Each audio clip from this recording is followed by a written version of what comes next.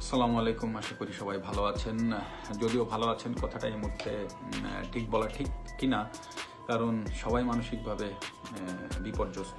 একেই হয়তো বলে আজ যে রাজা কাল সে পথের ফকির। চলমান আন্দোলনকে কেন্দ্র করে দেশে ঘটে গেল অনেক কিছুই। হয়েছে সরকার পতন, শিক্ষার্থীরা হয়েছেন জয়ী।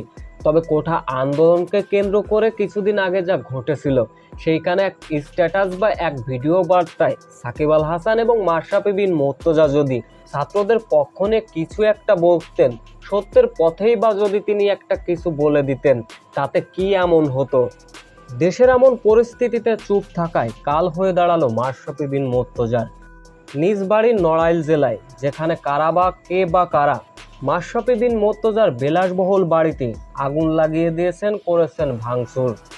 সো ভিউয়ার্স, মাশরাফি বিন মুর্তজার বাড়ি এমনভাবে পুড়িয়ে দেওয়া, ভাঙচুর করা সঠিক হয়েছে কিনা, এ বিষয়ে অবশ্যই আপনাদের মূল্যবান কমেন্টটি করে যাবেন।